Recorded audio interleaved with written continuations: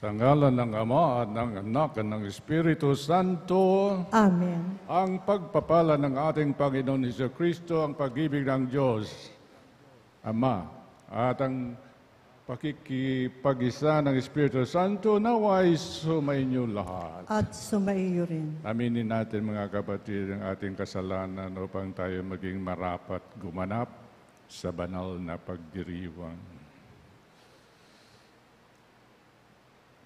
Inaamin ko Sa makapangyarihang Diyos at sa iyo mga kapatid, na lubha akong nagkasala sa isip, sa salita, sa gawa at sa aking pagkukulang.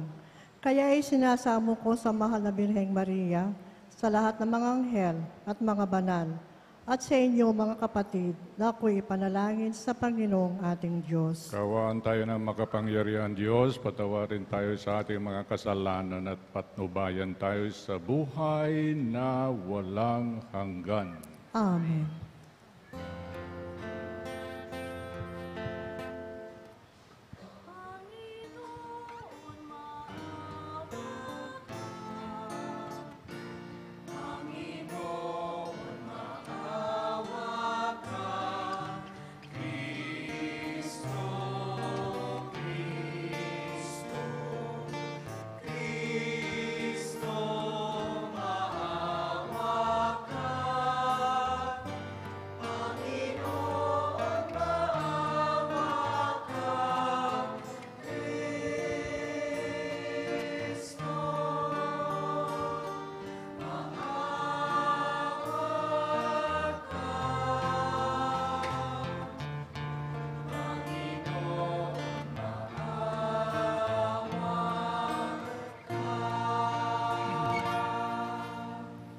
Manalangin tayo. Ama naming makapangyarihan, sa taong-taong pagdiriwang ng paghahandang 40 araw para sa Pasko ng pagkabuhay, kami naway ay lalong umunlad sa pagtuldas sa hiwaga ng tagumpay ni Kristo upang masundan namin siya sa pamumuhay na marangal bilang aming tagapamagitan kasama ng Espiritu Santo, magpasawalang hanggan. Amen.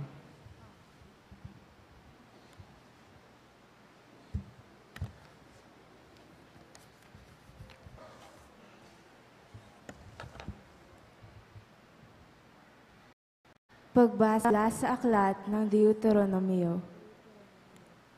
Sinabi ni Moises sa bayan, ang mga unang bungang inyong iaalay ay kukunin ng saserdote at ilalagay sa harap ng altar. Pagkatapos ay saysayin ninyo ito sa harapan ng Panginoon. Isang pagala-galang Arameo ang aming ninuno. Maliit ang kanyang sambahayan nang magpunta sila sa Ehipto upang doon makipamayan.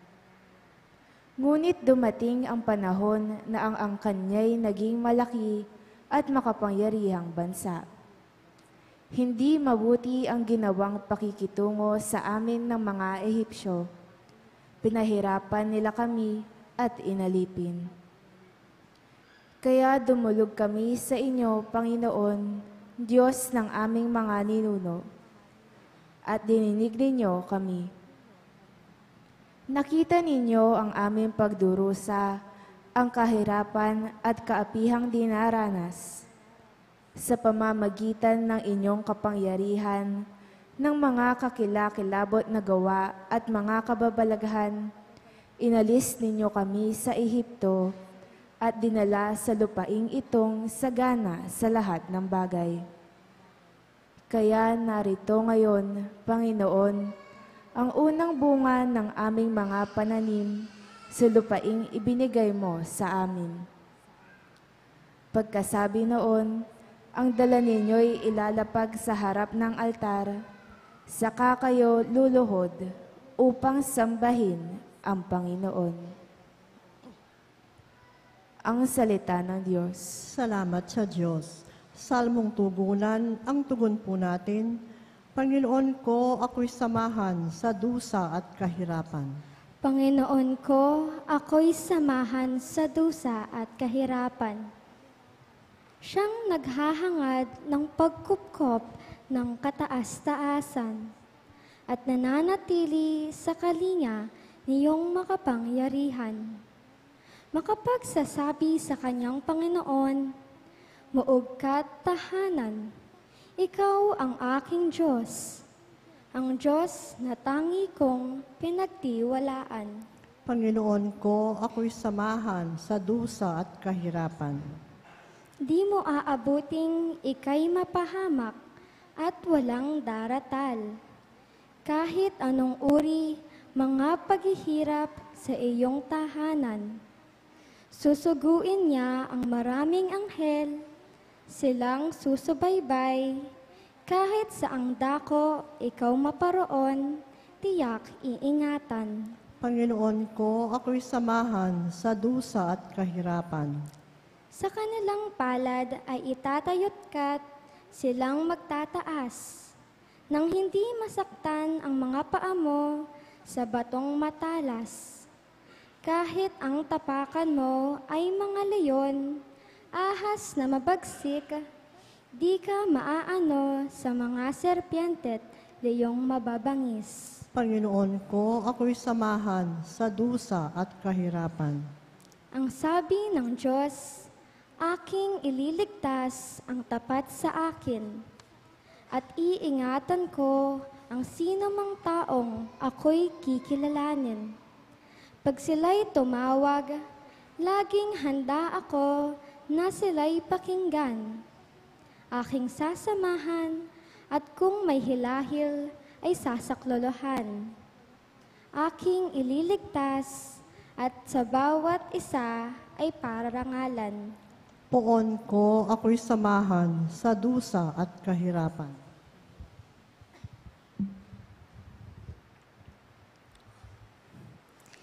Pagbasa mula sa sulat ni Apostol San Pablo sa mga taga-Roma. Mga kapatid, ito ang sinasabi ng banal na kasulatan. Malapit sa iyo ang salita, nasa iyong mga labi at nasa iyong puso. Ibig sabihin ang salitang pinangangaral namin tungkol sa pananampalataya.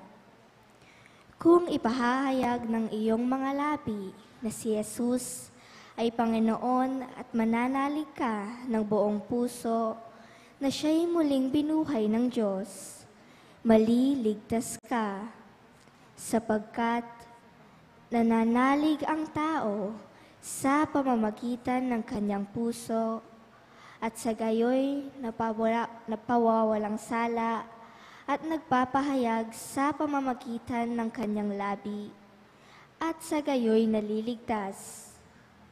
Sinasabi ng kasulatan, hindi mabibigo ang sino mang nananalig sa kanya. Walang pagkakaiba ang katayuan ng Hudyo at ng Griego.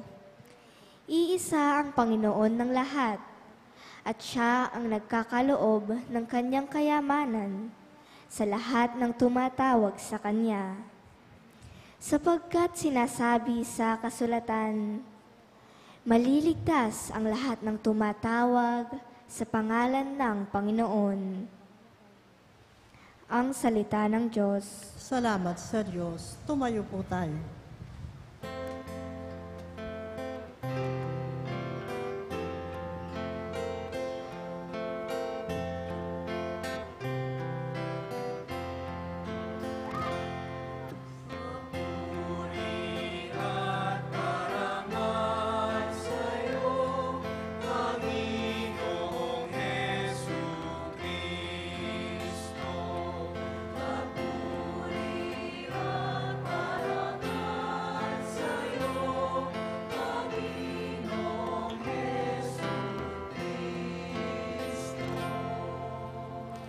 Tayo pong lahat, ang tao ay nabubuhay, hindi lamang sa tinapay, kundi sa salitang mahal mula sa bibig na banal ng Ama nating may kapal.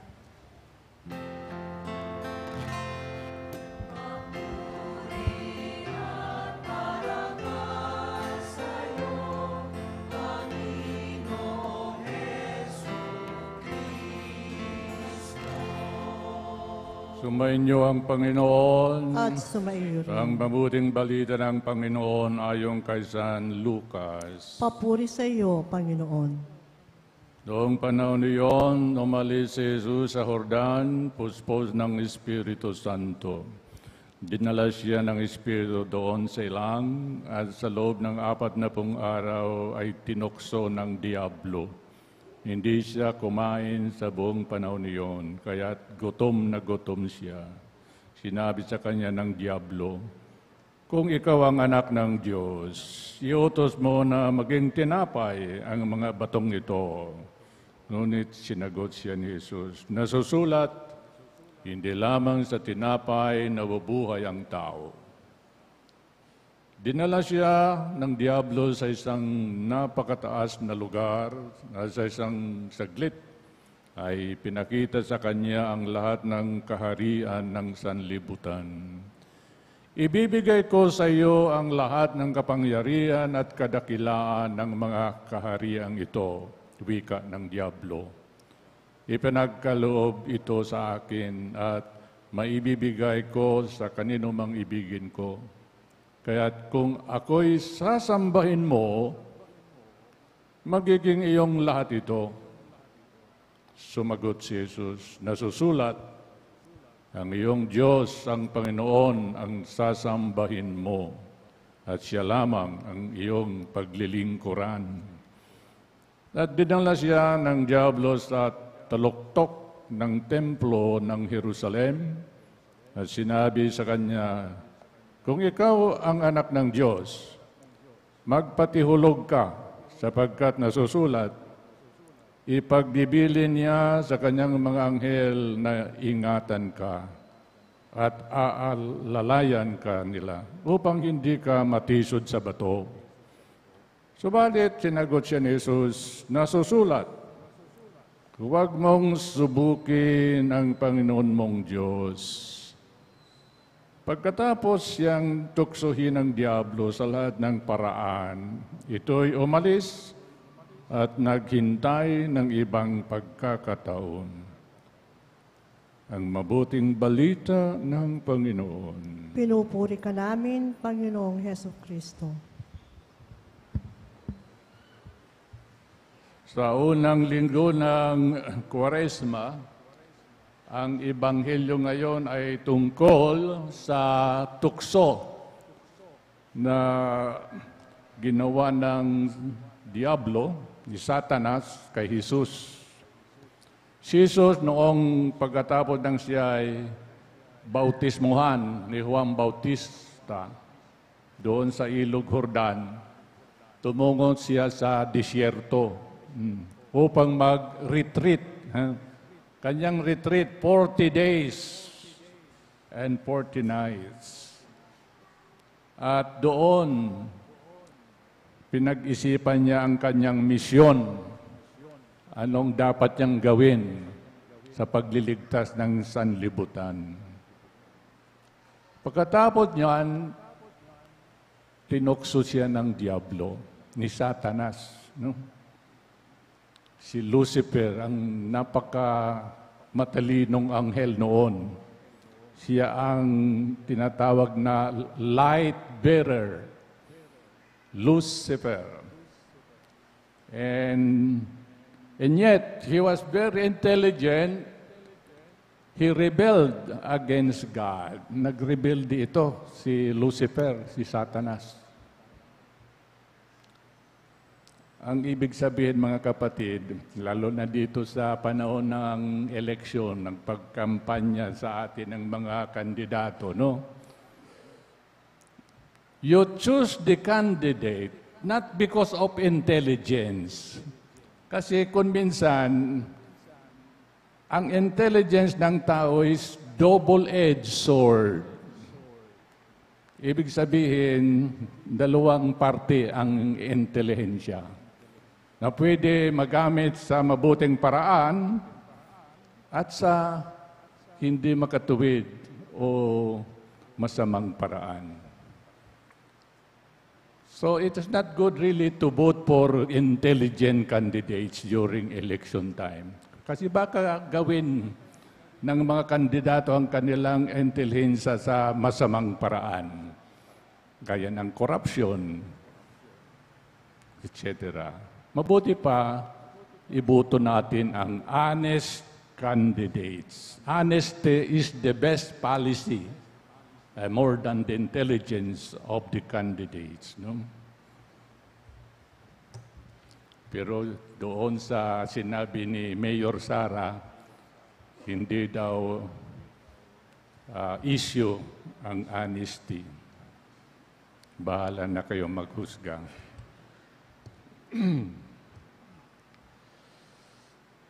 The other temptation of Satan, no? Or the first temptation, you are now hungry. So why don't you change these stones into bread so that you can satisfy your hunger? Yan ang tukso sa laman. Satisfy your physical needs. Yung physical needs is not only about tinapay, kundi sa sex rin. So the devil is tempting Jesus. Satisfy your physical needs. So ang sagot ni Jesus, hindi lamang sa tinapay na bubuhay ang tao, kundi sa salita na mula sa bibig ng Panginoon. So we have to learn, especially the New Testament. Yan ang sandata natin sa mga tukso ng diablo. Learn how to quote to the devil passages from the sacred scriptures. Hindi lamang sa tinapay na bubuhay ang tao, kundi sa salita ng Panginoon. The second temptation, tukso sa kapangyarihan at kayamanan. Ang sabi ni Satanas, ibibigay ko ito sa iyo, kapangyarihan at kayamanan ng mundo. Ngunit sasambahin mo muna ako. So, the Lord another time quote the Bible, no? Sabi niya, you have only to adore God. God alone shall you serve. God alone shall you adore. Mga kapatid, ang kapangyarihan ay dapat gamitin sa pagsilbi sa sambayanan. Tingnan ninyo ang kapangyarihan ng presidente, kapangyarihan ng senado, ng kongresista. Saan ba nila ginagamit ang kanilang kapangyarihan? Pagsilbi ba sa sambayanan o pagsilbi sa kanilang sarili? Mayroong kasabihan, to govern is to serve. Those who are in power, they are there in order to serve. If not, then they are useless servants. They are supposed to serve. Then the third temptation, temptation of popularity, no? You jump from the top of the temple, anyway the angels will carry you down. You will not be hurt. And the people down will clap at you. They will applaud you. They will, make you a king. This is a temptation of giving a spectacular miracle. No? Imagine if you jump from the top of the temple and you don't die. You are being carried by the angels. No? So you will become popular. Tukso sa pagpapasikat, so to say. At yan ay na-overcome ng ating Panginoon. No? He did not come to become famous, to become popular. He came a humble servant. He did not want popularity or fame. So, my dear brothers and sisters, temptation in themselves, they are not sin. We commit sin only when we consent to the temptation, when we entertain the temptation, when we really yield to the suggestion of the evil one, Satan. No? Lahat naman tayo natutukso. Ang ating sandata ay ang salita ng Diyos. At ang ikalawang sandata ay talikuran, talikdan, lumayo sa tukso. Go away from the temptation, either physically or even morally. The third, sandata or weapon against temptation is to resist that because we are strong enough. If we are not strong enough, then we cannot resist the temptation. How can you become strong? By receiving the body of Christ almost every day. Ang tinapay na nagbibigay buhay, ang katawan ng ating Panginoon. If we abstain because we are in sin, we are not at peace with God, morally, spiritually, we become mahina, weak, and therefore, we surrender to Satan easily. Since so we commit sin, we fall into temptation. So, it is good that if you are not in sin, receive communion as often as possible. Because this is the food of angels, so to say, that makes us strong morally. Those who make hunger strike, they become physically weak. So also, if we make a hunger strike against the holy body of Christ, we don't receive Him, we become also morally, not physically, but morally weak. And so we are easily, influenced by the evil one.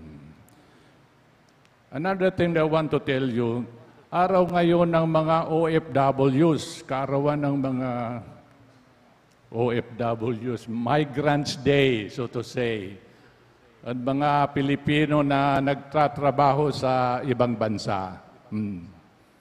Ipagdasal natin sila kasi minsan kawawa ang kanilang kondisyon.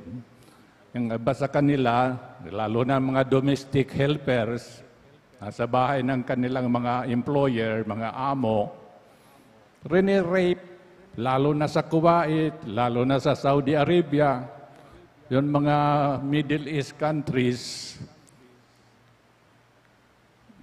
nakakatakot ang mga kondisyon dyan ng mga domestic helpers. They are not Catholics. Mga Muslim yun, mga countries doon, di ba?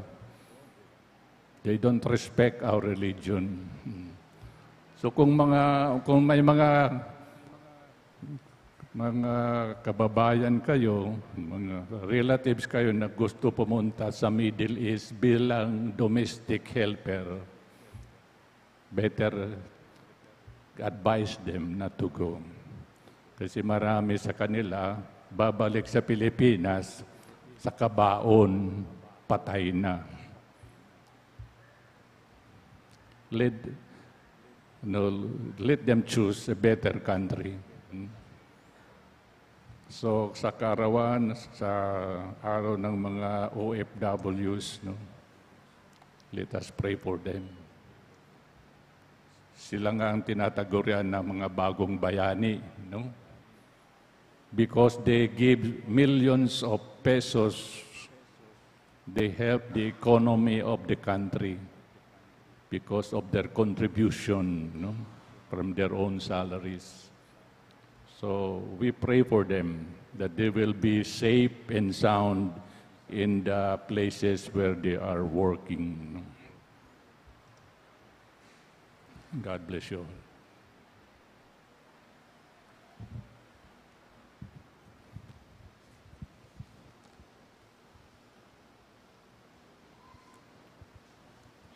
Let's all stand.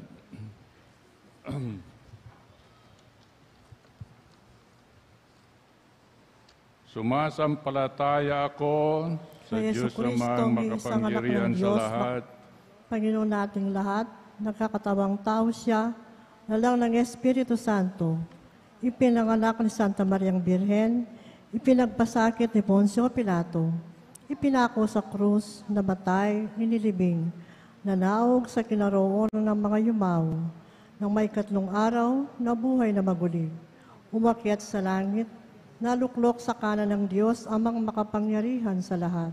Doon magmumulang paririto at huhukom sa nangabubuhay at nangamatay na tao. Sumasampalataya naman ako sa Diyos, Espiritu Santo, sa banal na simbahang katolika, sa kasamahan ng mga banal, sa kapatawaran ng mga kasalanan, sa kabuhay na muli ng mga namatay na tao, at sa buhay na walang hanggan. Amen. katulad natin naranasan din ni Jesus na humarap sa tukso. Lumapit tayo sama upang tulad ni Jesucristo'y kumapit din tayo sa salita ng Diyos sa panahon ng kagipitan at tukso. Manalangin tayo. Ama, pakinggan mo ang aming mga puso. Ama, pakinggan mo ang aming mga puso.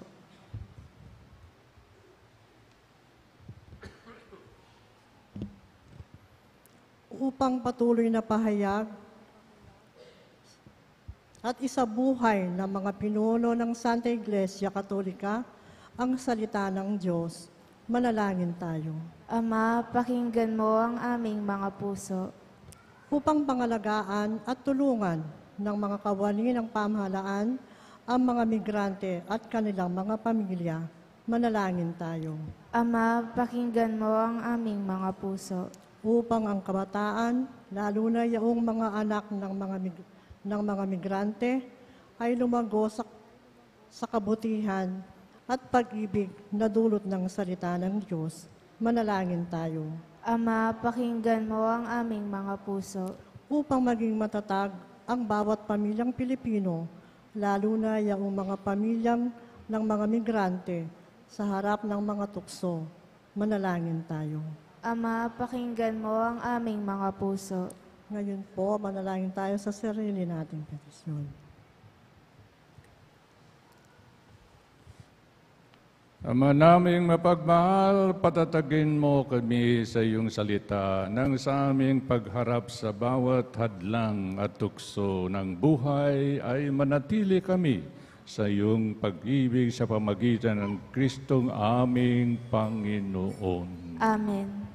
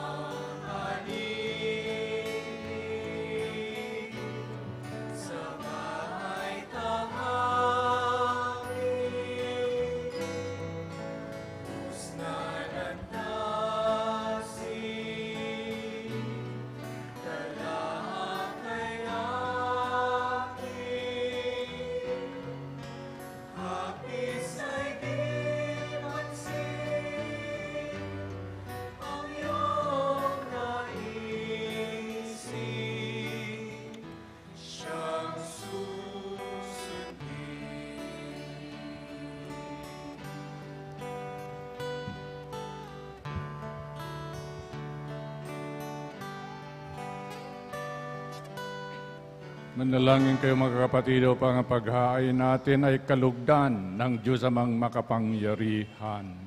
Tanggapin nawa ng Panginoon itong paghain sa iyong mga kamay at sa kapurihan niya at karangalan sa ating kapakinabangan at sa buong sambayan ng banal. Aba naming lumika, gawin mong kami maging marapat maghain sa pagdiriwang namin ngayon sa ng pasisimula ng banal na panahon ng 40 araw ng paghahanda para sa Pasko ng pagkabuhay sa pamagitan ni Jesucristo kasama ng Espiritu Santo magpasawalang hanggan. Amen. Sumainyo ang Panginoon. At sumaiyo rin. Itaas sa Diyos ang iyong puso at diwa. Italas na namin sa Panginoon. Pasalamatan natin ang Panginoon ating Diyos. Marapat na siya ay pasalamatan. Ama naming makapangyarihan, tunay ngang marapat na ikaw ay aming pasalamatan sa pamagitan ni Jesucristo na aming Panginoon. Ang kanyang 40 araw na pagtitiis ng kagutuman ay nagbibigay kahulugan sa panahong ito ng pagpapakasakit para sa kapwa-tao. Sa pagtalikod niya sa tuksong maging makasarili, ay nagtuturo sa aming harapin ang pagpapakabuti upang kaysa niyang maging malaya kami sa pagdulog sa hapag ng huling hapunan na siyang hantungan ng lahat sa kalangitan. Kaya kaysa ng mga anghel na nagsisiawit ng papuri sa iyo na walang humpay sa kalangitan, kami nagbubunyi sa iyong kadakilaan.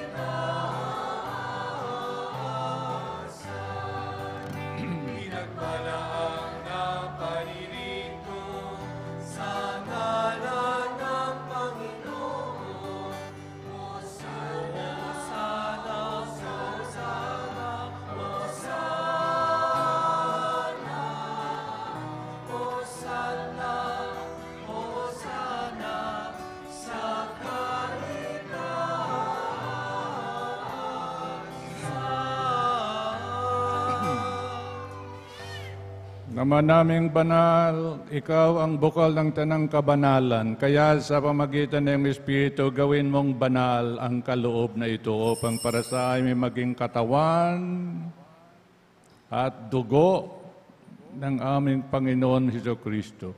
Bago niyang pinagtiisang kusang loob na baging handog, hinawakan niya ang tinapay. Pinasalamatan kanya. Pinaghati-hati niya yon. Inabot niya sa kanyang malagad at sinabi, "Tanggapin ninyo lahat ito at kanin. Ito ang aking katawan na ihahandog para sa inyo."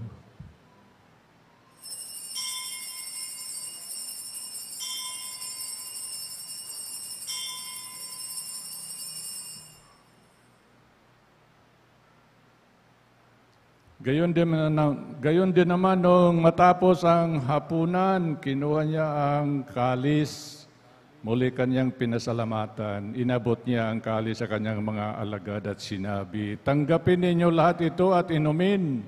Ito ang kalis ng aking dugo, ng bago at walang hanggan tipan, ang aking dugo na ibubuhos para sa inyo at para sa lahat, sa ikapagpapatawad ng mga kasalanan. Gawin ninyo ito sa pag-alaala sa akin."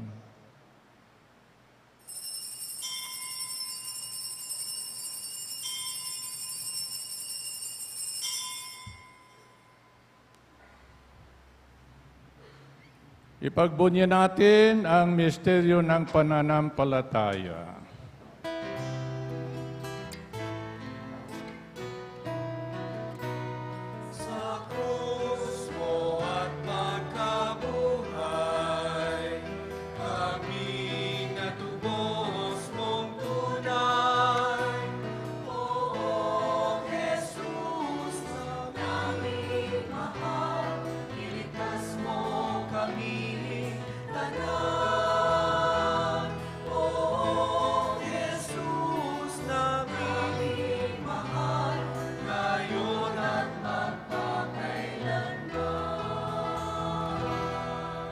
Ama, ginagawa namin ngayon ang pag-alala sa pagkamatay at muling pagkabuhay ng iyong anak, kaya iniaalay namin sa iyo ang tinapay na nagbibigay buhay at ang kalis na nagkakaloob ng kaligtasan.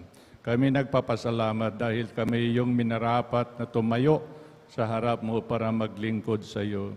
Isinasamo namin kaming magsasalo-salo sa katawan at dugo ni Kristo ay mabuklod sa pagkakaisa, sa pamagitan ng Espiritu Santo.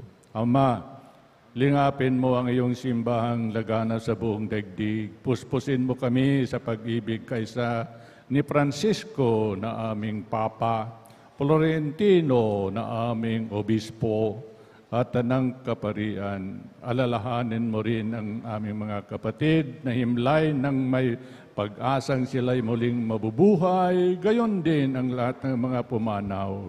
Kaawaan mo sila at patuloyin sa iyong kaliwanagan. Kasama mo sa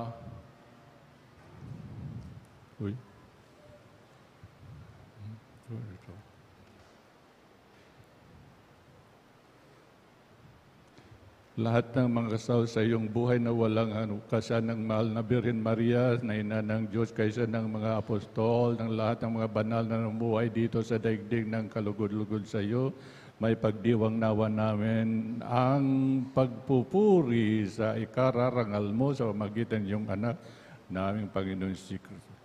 Sa pamagitan ni Kristo, kasama niya at sa Kanya ang lahat ng parangal at papuri ay sa iyo, Diyos amang makapangyarihan, kasama ng Espiritu Santo, magpasawalang hanggan.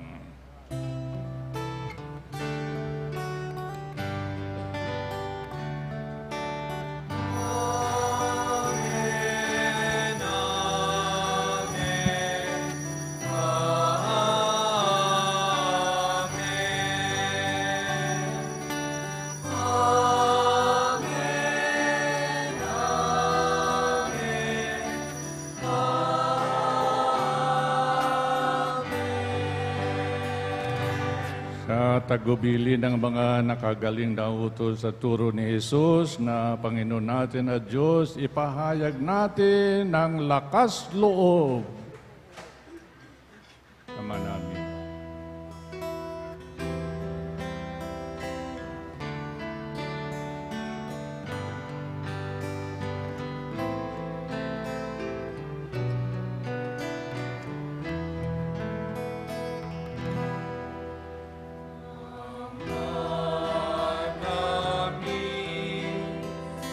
Sumasalangit ka sa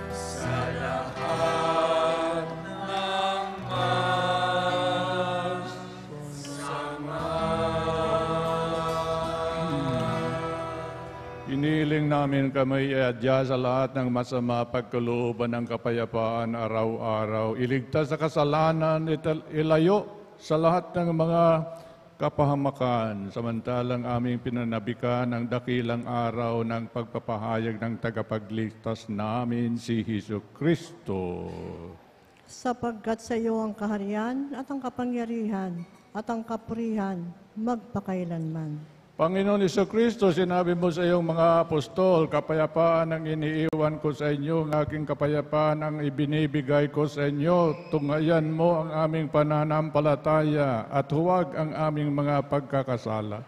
Pagkalooban mo kami ng kapayapaan at pagkakaisa ayon sa iyong kalooban kasama ng Espiritu Santo magpasawalang hanggan. Amen. Ang kapayapaan ng Panginoon ay lagi sumainyo. At sumaiyo rin. Magbigayan kayo ng kapayapaan sa isa't isa.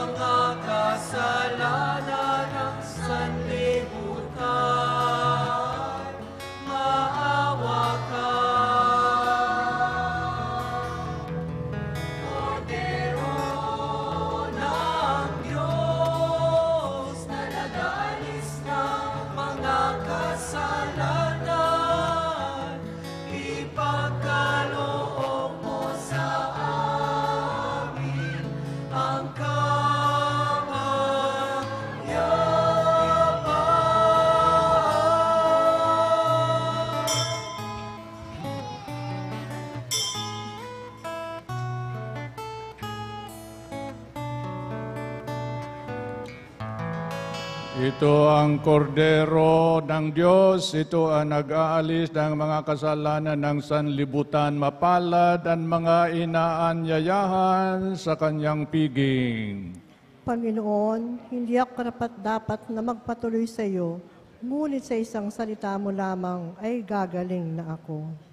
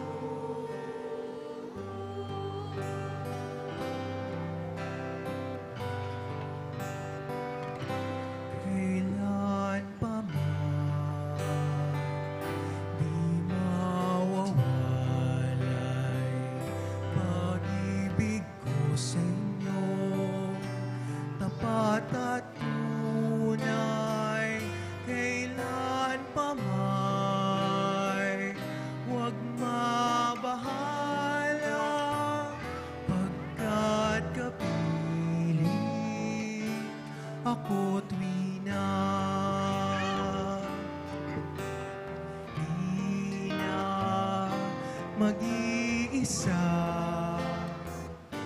mangangamba, mangungulila. Kayo'y aking hinango, muling sinuyo sa aking puso.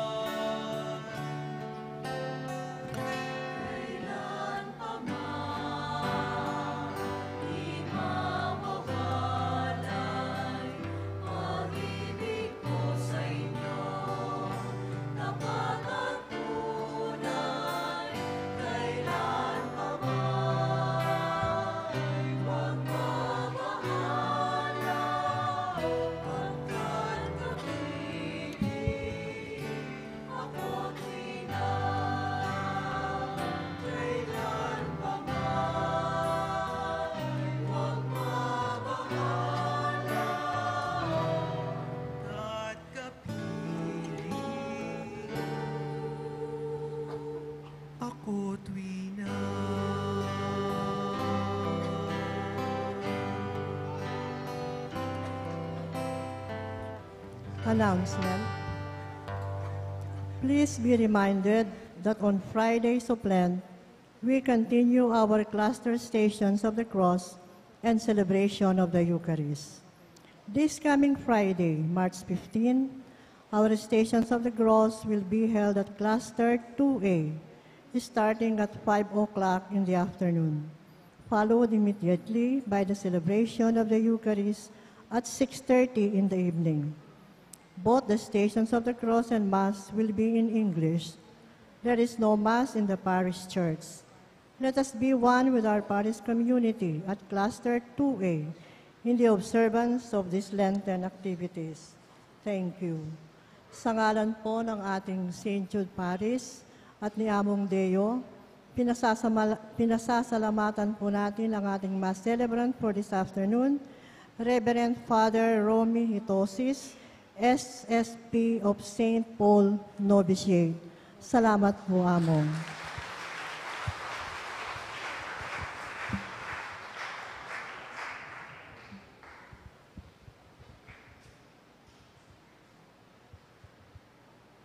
Another announcement, our seminarians has a project. 2 of them are outside the church, at the entrance. They are selling T-shirt worth 250 at may salita dyan sa T-shirt na nakalagay ay, "He died for me, I live for Him."